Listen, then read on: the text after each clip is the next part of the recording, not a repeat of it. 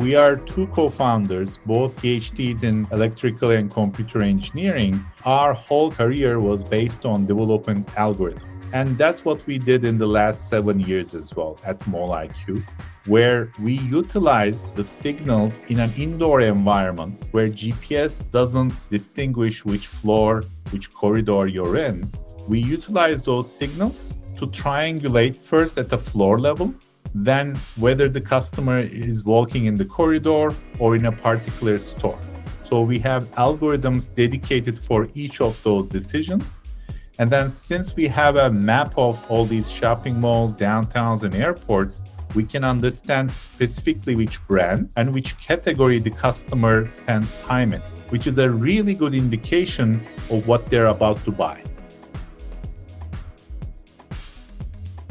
You have just heard from Batu Sat, co-founder and CEO at MallIQ, a location intelligence platform. During this episode of the Exponential Finance podcast, Batu will talk us in detail through the unique value position MallIQ provides to financial institutions, retailers and the consumer. MallIQ works within the triangle of location, loyalty, and payments, with an entirely software-based solution, which is a significant differentiator from the competition. So let us dive right in. Good evening, Batu. It's great to see you again. We met last week at the Singapore FinTech Festival, and now we branched out into different directions again. Actually, it came straight from Money 2020, so you've got 2 conferences in a row and now back to North America. Welcome to the show. Thank you. Thanks for having me. It's a great offering that you have something that we haven't really seen in this shape before. It's called MallIQ.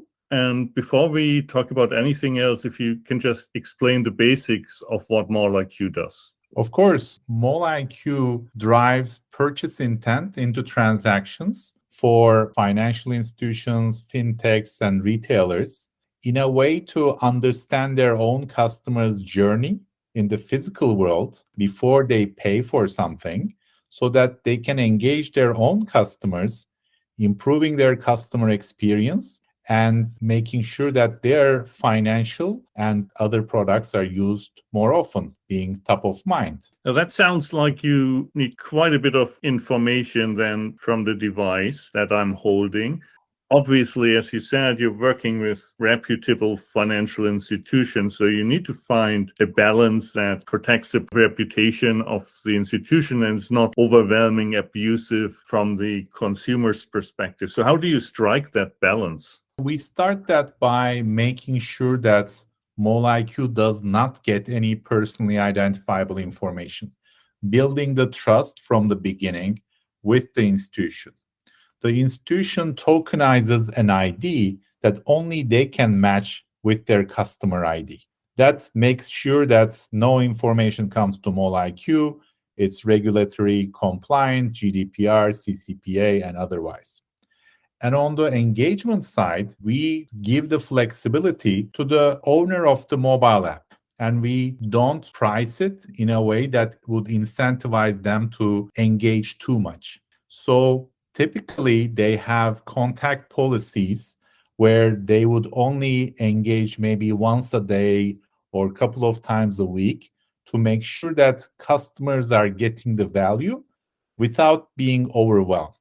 And our dashboard has all those controls where they can do this automatically, systematically, and based on their behavior, people who are clicking and getting good responses, they might continue getting push notifications. The ones that do not respond can be dialed back automatically, so you're still making it adaptive and useful at the same time. So if I draw a comparison to prior conversations we had on the podcast, the engagement model is more a WeChat interaction, very few per day, rather than a Facebook model where I get like 200 per day or so. And obviously, the WeChat model is much higher priced for the interaction, and it also has a much, much higher conversion rate. So I think from a consumer perspective, they're much more accepted. MallIQ gives away the origin of the company, so that seems to have been the initial use case. So when you talk about a consumer conversion in that mall context, what does that mean now in reality? How does a retailer or a financial institution app use your technology to drive that increased conversion?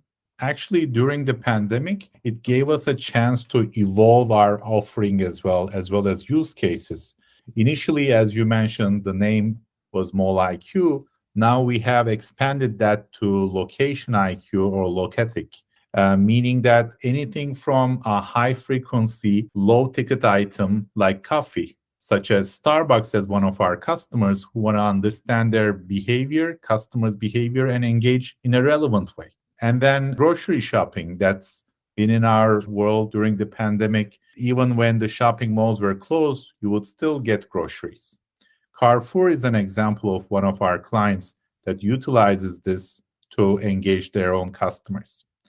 Then any kind of payment in a shopping mall or organized retailer, downtown, airport, falls under our initial coverage, where any kind of financial institution, whether it's a traditional bank or a neobank or a fintech, can get the attention of their customers being top of mind when they're about to buy something, so they would use their payment method or their buy now, pay later or personal loan product. Then it goes beyond that to big ticket items, vehicles, and even for home purchases, understanding the location as an indication of a need.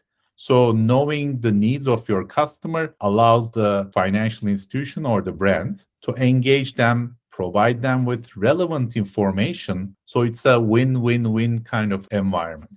So since you've been in Singapore just now, Singapore has, 40, 50 different payment apps. What you're saying essentially, if I have one that uses the Mall IQ Locatic technology, they are able to serve more context-driven offers and incentives compared to the competition. Exactly. So financial institutions and fintechs, their goal is to drive sustainable card usage and loan usage. And they take a lot of effort to partner up with merchants to provide benefits for their own members. But the fact is, customers do not open up every app of their payment platforms and scroll through the offers. So awareness at the right time is an important problem. And we address that by understanding somebody going to a particular store and understanding they're shopping for a product in that category. Maybe cosmetics, maybe sports goods, maybe electronics. So this way, they can only inform about the relevant things. So it's good for the consumer, it's good for the financial institution, and it's good for the merchant partner. When I heard the Mall IQ story first, I was drawing reference to other business models I heard before that describe this triangle of payments, location, and loyalty, which essentially is the space that you're in as well.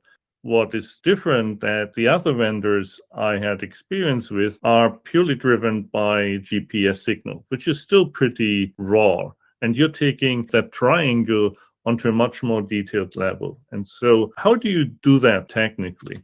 That's a great question we've been asked many, many times. So that's our differentiation.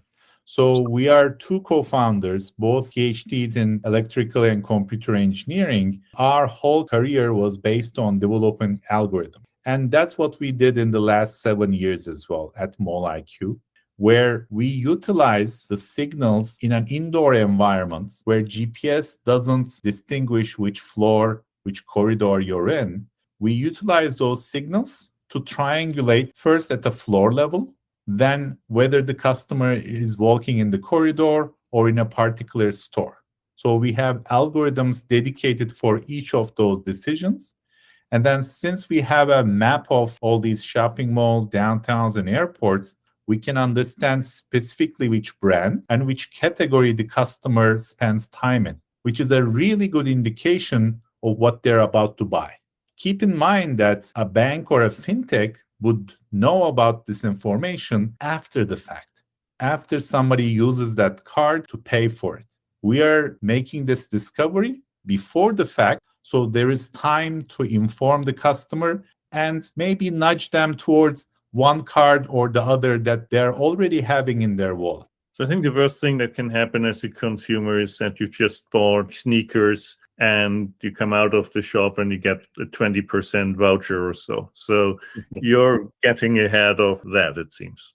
Exactly. That's the worst feeling, that only if I knew that if I use this card that's already in my pocket, I would have gotten benefit, whether it's monetary or a product or an information.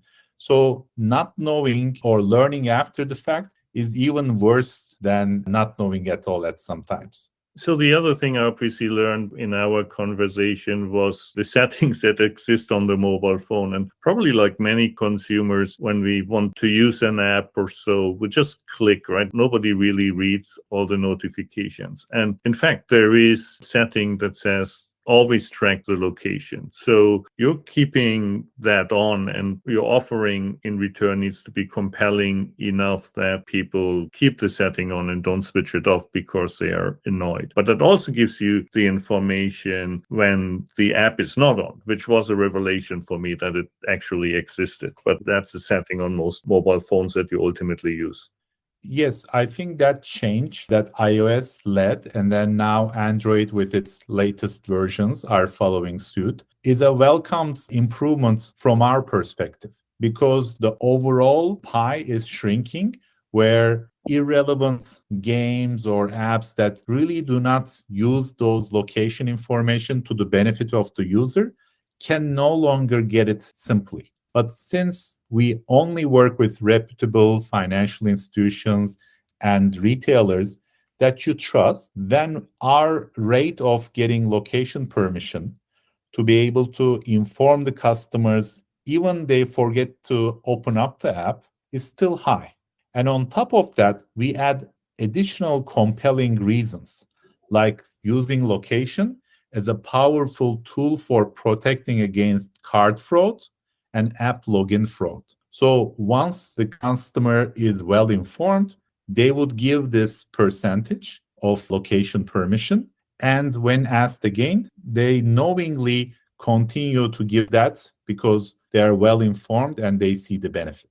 From what you just said, Batu, it all happens within the one app. And I think that is also important in the context of the new Apple privacy policies, where the end user can restrict the tracing and the use of third-party information, which clearly, as we've seen, has had a big impact on Facebook financials. It had like significant decrease in their advertising revenue. But you can still do anything with the user's contents within a single app, which is the space you're operating in. And so for the individual app, the additional intelligence you generate becomes just so much more valuable, because also the alternative has been broken away, right? Exactly. Third-party data with Meta and Google, as you mentioned, is diminishing in terms of its relevance. And Apple's tracking controls have a lot to do with that. Since from day one, we didn't rely on these across-app cookies or IDs, we didn't get affected. And similarly to the location permission levels, the overall pie has shrunk, but MoleIQ's piece has stayed consistent and even more relevant. Nowadays, companies, financial institutions, fintechs, and retailers need to have a first-party strategy, how to understand their own customers without relying on Google and Facebook. And it makes better sense in terms of unit economics as well. So if you find good new customers to bring on, great. But usually new customers are not sticking around. So it's better to keep your customers, current customers, happy and increase their lifetime value. And we believe that first-party data allows brands to be able to do that. The other thing that's noticeable is that you're entirely software-driven. Whenever I look around me, I'm so happy that I've done only software in my life as well, because hardware is just so much more difficult. The other solutions in that space that also use hardware components, essentially beacons in the shops to generate similar information. But it seems very obvious from the surface, if you're just software driven, on an app with all the sensor information, that's much easier to maintain than having physical hardware in stores. So we've done the hard work at the beginning by developing these unique algorithms that do not need any hardware. Since we've done the hard work, now just a software solution is scalable enough that we don't have to produce any hardware, change batteries, make agreements with individual shopping malls or brands, which makes it infeasible to create a complete coverage of where people can shop, because hardware is hard to maintain, and usually you cannot put a hardware to one store and to their competitor and expect them to exchange those data. I remember back in the day, Google and Facebook tried similar things, even mailing out beacons for free for stores to plug into their outlets within the retail store. But that didn't work, because when you have a hardware and when you have those restrictions, then people are pushing back against that. Now, the downside maybe seems that if you're engaging all the sensors in the mobile phone, of which there's so many these days, my battery should be drained pretty quickly. And so how do you manage the longevity of my device in relation to the information and the intent that you want to generate? So we have evolved our process and our algorithms with this in mind as well, to never be a top 10 battery user within a consumer's app. And the way we do it is threefold. First of all, when you are not near a shopping region, like a shopping mall or a downtown, we have a net zero battery usage. So only when somebody comes near, through a geofencing trigger, we realize that now it's a good time to have more accurate spatial and temporal location generation. And when you get out of that zone, again, it goes back to zero. And we have all the knobs and controls to see the accuracy versus battery usage trade-off. So we can keep a check on what's the business requirement and what's the minimum amount of battery, data, and memory usage.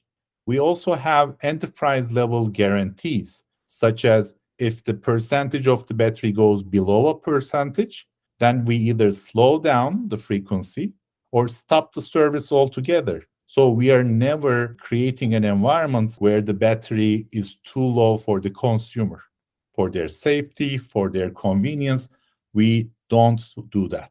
And based on their models, we can also do adaptations so it doesn't use a lot of battery if it's an old phone. Thank you. So you essentially a two-tiered model. So it's a GPS signal first, and then once you're in a relevant zone, it triggers the activation and becomes more detailed. The other challenge I think that was thrown out is you're still a startup, although you have great traction. You're not on every financial institution's app just yet, so there's room to grow. But let's assume you're very successful, and again, in the Singapore context, you're on UOB and you're on DBS, and basically both using your service, and you're now in a mall, and as a consumer, I suddenly get competing offers from both. That would be a little bit awkward as well, wouldn't it? Yes, theoretically, that's possible because each individual app has complete control over what's the journey and what's the criteria to trigger a campaign, and they would be blind to the other's campaign. But in practical terms, they usually have different partnerships. One might be partnering with Nike, another might be partnering with Adidas. Also, you as a person, even though you are the same person, you might be in different segmentation within each company's perspective. You might be using UOB a lot, so they might be trying to get you to do some kind of action. In DBS, maybe you're not spending as much. So the types of engagements and offers might differ because their perspective of your financial transactions will be different. So it's not impossible, but highly improbable. Even in that rare case, it's a utility for the consumer that they're aware of all their alternatives while they're shopping for sports goods, and they can pick and choose the one that's best for them. And I think it comes down to, again, the anonymity, because you just get the tokenized ID, you just get a number. It's actually impossible for you to correlate these two activities across two of your clients. And that's a good thing. The minuscule probability that there might be this conflict is the price you're paying, and it's a small price. We need to hit the part of the show where we're talking about how MoleIQ actually makes money. Great technology, it's very smooth, it's easily integrated, and how do you get compensated for it? So we started out with a very transparent, simple to understand and execute business model, where it's a software as a service based on the number of users who have given location permission. So if an institution is new to providing location-based utility for their consumers, their percentage of acceptance might be low, but they start with the number of users that we can add value to. And in the recent weeks and months, we have evolved into a SaaS plus revenue share kind of a model, where the SaaS base model is very low. So there is little or no friction into the implementation. And as we show incremental revenue, then the institutions are very happy seeing the ROI multiple. They're happy to communicate this throughout their organization and see the improvements. What are some of the experience values? Clearly, when you serve the incentive, there should be a higher level of engagement. But then the question is that sustainable, or how long does the impact last? What is the typical click rate that you have on acceptance of these incentives, given that they are highly context driven? And how does that evolve over time? The responses are very dependent on the offer itself. So if you give like 1% off, nobody would click and redeem that. If you give 50% off, everybody would respond to that.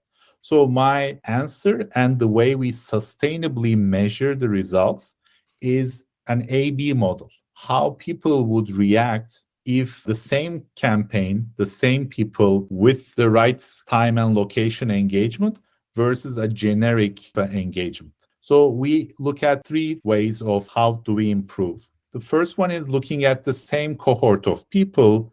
What were their card usage and spending before there was a campaign, during the campaign that MoleIQ triggered at the right time and location, and after the campaign.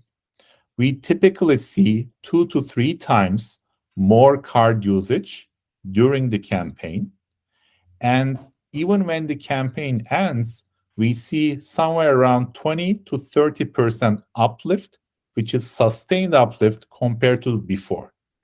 And the reason for that is now consumers see the notifications coming from this app as more relevant because they have experienced that before. Another way of looking at that is when we send the push notification at time 0, within the first 5, 10, 15 minutes, a lot of the customers converted into transaction. So they reacted by clicking and then actually redeeming that offer. So that's a great indication of looking at purchases before the push notification and after the push notification. And finally, the ultimate test is doing an A/B test, where it's the same number of users, it's the same campaign, but we send 80% of the customers the push notification and have a 20% control group, where the incremental revenue is calculated very easily, and the financial institution can see the uplift and calculate their ROI in a comfortable way.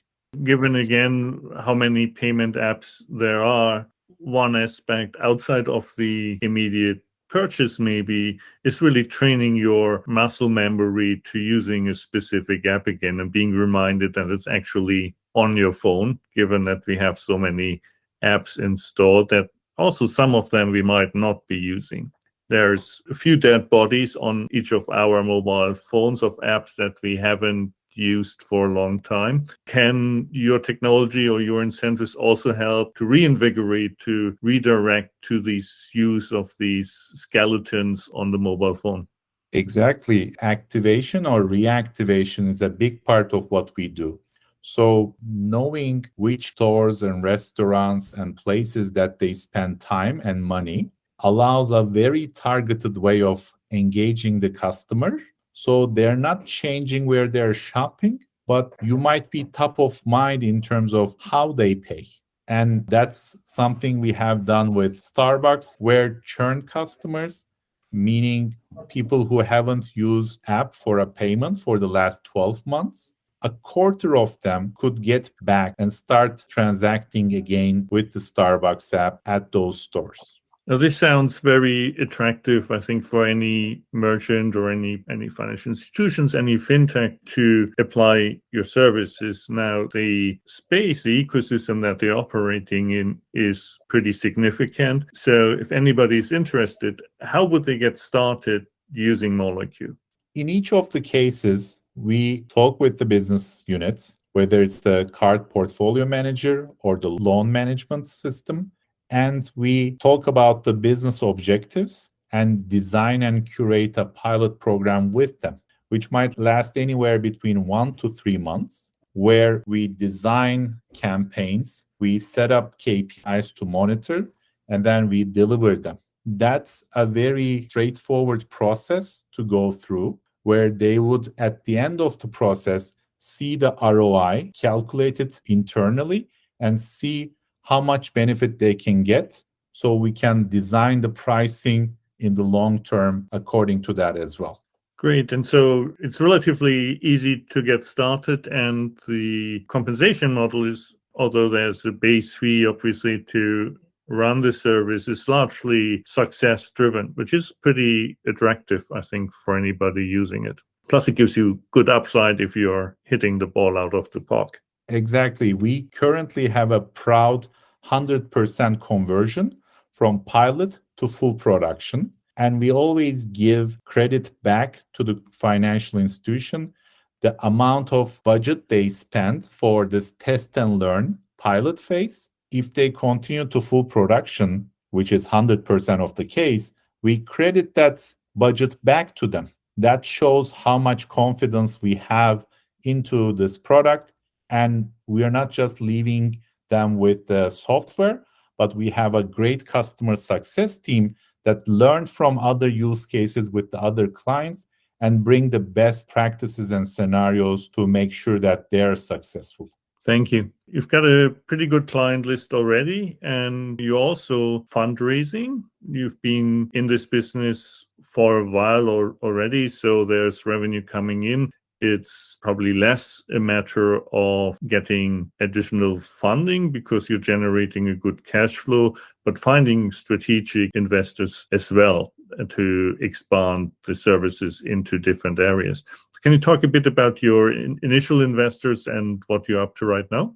We are very proud of our investors. We started out with some angel investors and 500 startups. Since then, 500 startups invested again. 212.vc invested in us before the pandemic and a second time after the pandemic. We have FIS WorldPay as one of our investors.